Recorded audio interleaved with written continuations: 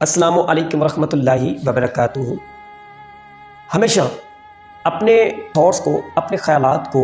हमेशा मुस्बत और हमेशा पॉजिटिव रखा करें, क्योंकि इन ख़यालात के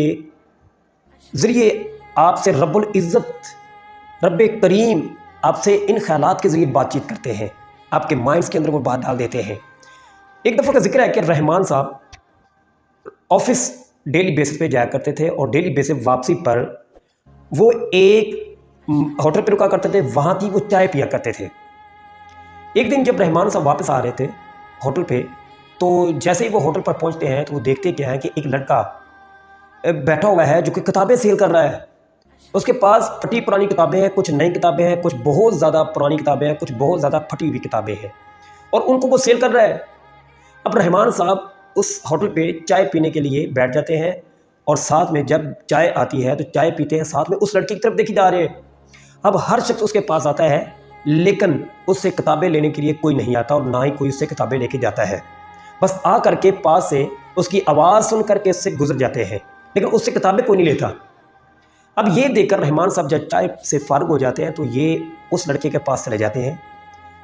और उससे पूछते हैं कि इन किताबों को कितने में सेल करना चाहते हो। तो ज़ाहरी बात है वो थोड़ा सा गुस्से में होता है, किताबें उससे ले नहीं रहा होता कोई, तो वो गुस्से से वो रहमान साहब से कहते हैं कि ये 5,000 की किताबें दूंगा, ये 5,000 की किताबें हैं। तो रहमान साहब थोड़ा सा मज़ाहिया अंदाज के अंदर कहता है तो इससे तो कोई 500 रुपये भी नहीं लेगा, ये किताब जिस तरह किताबें हैं। वो लड़का ये बात सुन करके बड़ा, उससे बड़ी शर्मिंदगी होती है, एक नाराज़गी का इजहार करता है वो अपने ऊपर, इस तरह अफसुर्दा, उदास, परेशान हो जाता है इसकी बात सुन करके। अब ये रहमान साहब उस शख्स को, उस बच्चे को देख लेते हैं कि अगर मैंने कोई एक और भी बात कर दी तो हो सकता है इसकी आंखों से आंसू निकल जाए, और ये इस तरह की कंडीशन में चला गया है कि ये हो सकता है कि ये चीखो पुकार कर दे, ये रो पड़े। अब रहमान साहब कहता है कि तुम कितने में बेचना चाहते हो, और मैंने तुम्हें आज से पहले कभी यहाँ देखा नहीं जहाँ पे तुम बैठे हुए हो,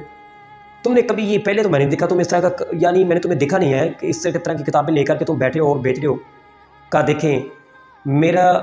एडमिशन हुआ है मेडिकल फील्ड के अंदर और मुझे उसके एडमिशन के लिए 5,000 की ज़रूरत है, गोया मेरे पास 5,000 नहीं है। अगर मुझे कोई 5,000 नहीं देंगे, अगर आप 5,000 में मेरी किताबें नहीं खरीदेंगे, मुझे 5,000 नहीं देंगे, तो हो सकता है कि आज तो आप मुझे यहाँ किताबें बैठे हुए बेचने के लिए देख रहे हैं, कल को हो सकता है आप मुझे किसी होटल पे बर्तन वॉश करते हुए देखें। तो रहमान साहब को इस बच्चे की जो बातें हैं वो दिल को जाके छूती हैं, वो दिल को टच करती हैं। तो रहमान साहब उसकी बात सुनते हुए फ़ौरन जेब से 5,000 रुपये निकाल करके उस बच्चे को दे देता है कि लो, तुम जाओ अपने एडमिशन के लिए, और जो कि तुम्हारे जितने पैसे बनते हैं तुम अपना एडमिशन करवाओ मेडिकल फील्ड के अंदर। अब ये बच्चा उनसे पैसे लेकर के और उनसे ये कहता है कि मैं ये जो किताबें हैं आपकी इजाज़त हो तो मैं आपकी गाड़ी में रख दूँ। तो रहमान साहब हंस देते हैं, कहा नहीं, मुझे किताबें नहीं चाहिए। अलबत्ता वो रहमान साहब उसको अपना कार्ड देते हैं, कहा कि अगर तुम्हें कभी भी ज़रूरत पड़े, किसी भी टाइप की हेल्प की ज़रूरत पड़े, तो तुम मुझे हेल्प के लिए पुकार सकते हो, मुझे हेल्प के लिए कॉल कर सकते हो। तो फिर वो कहता है कि आप मुझे एड्रेस दे दें, मुझे अपना नंबर दे दें। कहा नहीं, बस इशारा कर देते हैं, अलबत्ता नंबर तो दे चुका होता है, वो कार्ड पे होता है। तो क्योंकि नंबर इसलिए मांगता है कि कभी भी जब मेरे पास पैसे आएंगे मैं आपको लौटाऊंगा पैसे, आपने मेरी आज इस बुरे वक्त के अंदर, बुरे हालात के अंदर आपने मेरी हेल्प किया है, तो मैं आपके लिए पैसे ज़रूर वापस लौटाऊंगा। तो अलबत्ता वो टाइम गुजर जाता है तो आके रहमान साहब गाड़ी में बैठ जाते हैं। तो उस शख्स से, नौजवान से नाम पूछते हुए वापस जब पढ़ते हैं तो वो अपना नाम अफजल यकीन बताता है, कहता है तेरी बातों पे भी यकीन है, तुझे अपने आप पे भी यकीन है, नाम भी तेरा यकीन है, अफजल यकीन साहब। तो अब वो जब रहमान साहब गाड़ी में आके बैठते तो उनको सोच आती है कि क्या यार, मैं इतना बड़ा बेवकूफ़ भी हो सकता हूँ, लोग मुझे क्या कहेंगे, ये तो फूल है, जो स्टूपिड है कि उसने 5,000 दे दिए, पता नहीं अब ये रिटर्न भी होंगे कि नहीं, ये वापस करेगा क्यों नहीं। बहरहाल ये सोचे भी चल रही थी, तो कहा कोई नहीं, अगर नसीब में हुए तो वापस ज़रूर आएंगे। अब रहमान साहब चले जाते हैं। कुछ अरसा गुजर जाने के बाद रहमान साहब के घर में एक ख़त आता है और वो ख़त पढ़ते हैं तो ये बच्चा, ये जो अफजल यकीन साहब, ये लिखते हैं कि मैंने अल्हम्दुलिल्लाह अभी मेडिकल भी पास कर लिया, अब मैं आगे बीएस कर रहा हूँ, बीएस भी मैंने कुछ अरसे में कंप्लीट कर लेना है। कुछ अरसे के बाद फिर ख़त आता है तो उसमें चूँकि वो फिर लिखता है कि मेरा जो मास्टर है, जो मास्टर डिग्री है वो कंप्लीट हो चुकी है। तो गोया अब रहमान साहब کیا کرتے ہیں کہ اس خط کے ساتھ 2000 روپیہ اس خط میں ڈال دیتے ہیں اور ساتھ میں نیک دعائیں نیک تمنائیں اس بچے کے لیے اس خط کے اندر لکھتے ہیں اور بتاتے ہیں کہ گویا میں اور میری بیوی اور میری چھوٹی سی جو بیٹی ہے جس کا نام آمنہ ہے وہ بڑی خوش ہے، میں آپ کا ذکر ان کے سامنے کیا کرتا ہوں تو وہ آپ کو دعائیں دے رہی ہیں اور میری بیٹی بہت خوش ہے کہ آپ کا نام سن کر کے۔ اب یہ خط اس کے بعد پھر کچھ عرصے کے بعد ایک خط آتا ہے تو گویا وہ جو افضل ہے وہ اپنی بات اس طرح بیان کرتا ہے کہ میں گویا کہ اب امریکہ کے اندر جا چکا ہوں، مجھے اچھی سی جاب مل گئی ہے، میں اب یہاں پہ سیٹل ہو چکا ہوں۔ تو اب ان خط کے ذریعے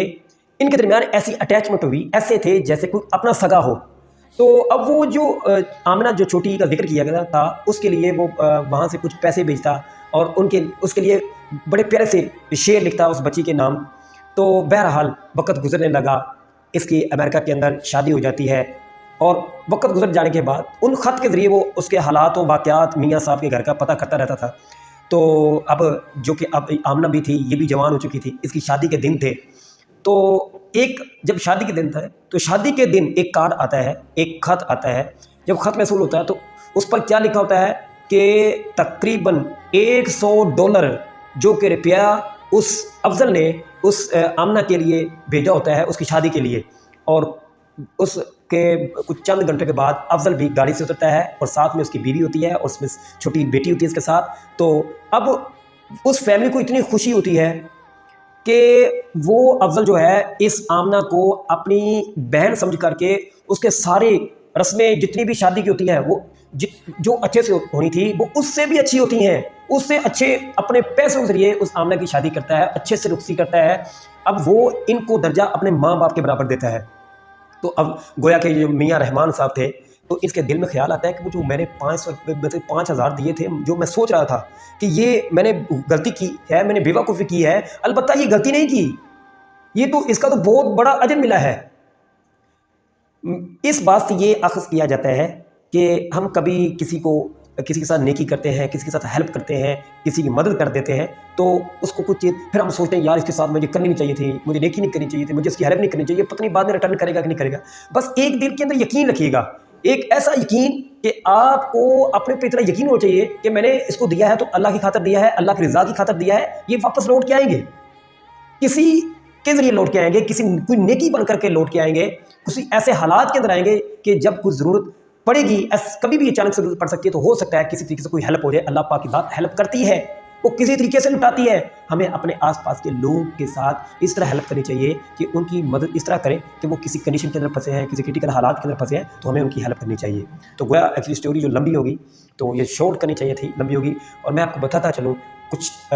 ڈیز کے بعد الحمدللہ کیمسٹری کے لیکچر اویلیبل ہوں گے میرے یوٹیوب چینل پہ، اور الحمدللہ میرے ان سے گزارش ہے جتنے بھی FSC والے حضرات ہیں مسٹ وہ سنیں، ان لیکچر کو سنیے گا۔ میں کچھ ڈیز کے بعد انشاءاللہ وہ لیکچر دوں گا، اپلوڈ کروں گا باقاعدہ، اور جس چیز کی آپ کو سمجھ نہیں آئے گی، جہاں سے آپ کو کس ڈائریکشن کی، آپ کو جس تھیوری کی سمجھ نہیں آئے گی، وہ آپ کو میرے کمنٹ کے اندر لکھ کر کے مجھے سینڈ کریے گا انشاءاللہ، پھر اس پہ ایک چھوٹی سی ویڈیو الگ سے بنائی جائے گی، انشاءاللہ آپ کو اچھے سے سمجھایا جائے گا۔ جزاک اللہ خیر، دعا میں یاد رکھیے گا۔ السلام علیکم ورحمۃ اللہ وبرکاتہ۔